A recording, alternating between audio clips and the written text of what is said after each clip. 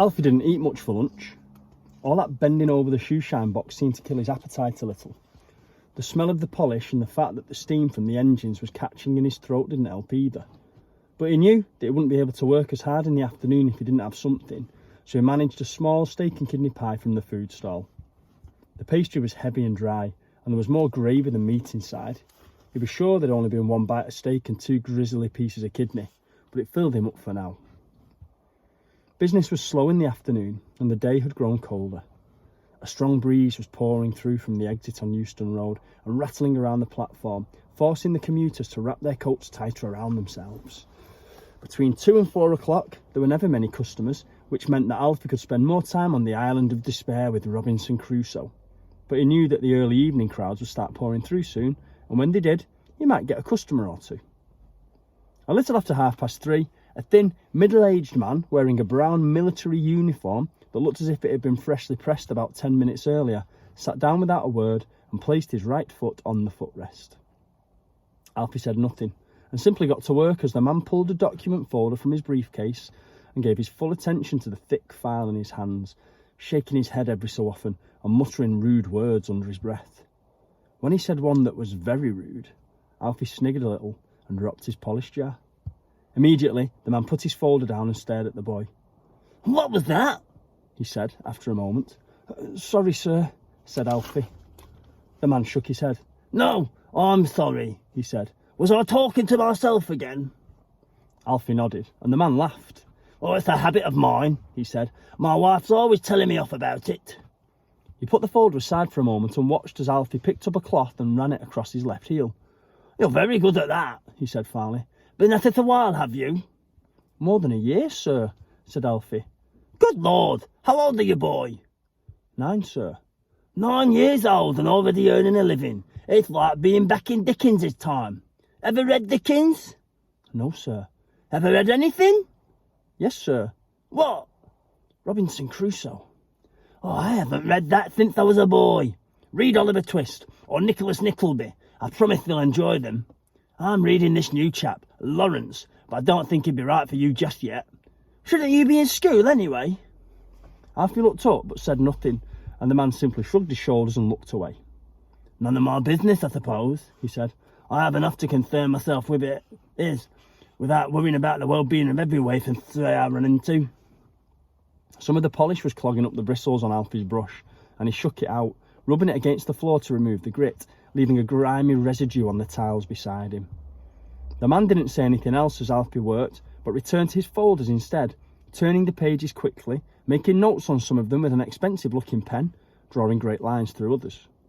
The breeze from the street outside picked up, sending a rush of air through the station, and just as the man turned a page, he lost hold of his folder, and all the documents were swept out of his hands, scattering loose pages all around the concourse. "Oh!" he cried, jumping up, almost kicking Alfie as his right foot lifted off the shoe-shine box. "My papers! I can't lose them! Help me! There's a good chap! Grab as many as you can before they float away!" Alfie ran around the station, gathering great handfuls as he went.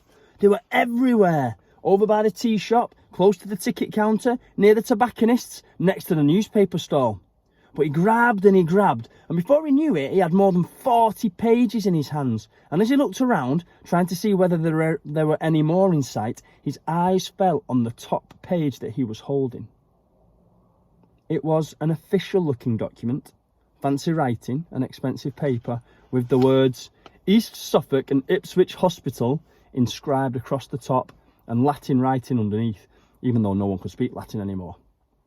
Typed underneath were the words, Returnees, 1-page review, and beneath that, in smaller type, the sentence, Refer to file 3B for full patient assessments. There were 2 columns, left and right, listing names and serial numbers, with another number listed after that which Alfie assumed had something to do with file 3B. He didn't mean to read the list of names along the left-hand column. He wasn't really interested. But the problem was that it was a page filled with words, and for as long as Alfie could remember, whenever he saw pages filled with words, he wanted to read them. His eyes glanced across the records and quickly settled on one single entry. He blinked, uncertain whether he could believe the evidence of his own eyes, almost dropping all the papers that he had collected. And just at that moment, the man from the shoe shine stand stepped forward and plucked all the documents out of his hand. That's all of them, I think, He said, looking around the station as he piled the pages back inside his folder. Thanks for your help, boy. How much do I owe you? Alfie said nothing, simply stared up at the man, open-mouthed. He couldn't find any words to answer. There were too many things running through his brain. What's the matter with you? The man asked. Cat got your tongue? And still, Alfie remained silent. The man raised an eyebrow and shook his head, as if to suggest that he didn't have time for any more of this nonsense, before saying, Oh, we'll call it a penny, shall we? He tossed a coin into Alfie's hat, picked up his briefcase and turned away, before stopping and looking back once again. Are you quite all right, boy? He asked, his tone a little more sympathetic now. It's just that I'm a doctor, you see, and you look as if you've had a funny turn. If there's anything wrong, you can tell me. I might be able to help. Alfie shook his head. I'm fine, he said, the words coming out in a croak, the way they did whenever Margie woke him too early in the morning. All right then, said the doctor, shrugging his shoulders and turning away. Thanks for the shine. Slowly, Alfie made his way back over to his shoe shine box and sat down on the customer's seat. He picked up all his cloths and brushes and polishes and put them away, removed the footrest from the top and replaced it under the lid, before snapping the entire thing shut with the gold catch. Then, standing up, he made his way out of King's Cross and began to walk home. And all the way there, he thought of the single line that had jumped out at him from the East Suffolk and Ipswich Hospital document. A simple phrase written halfway down the page, on the left-hand side. Summerfield, George, it had said. Date of birth, 3rd of the 5th, 1887. Serial number, 14278.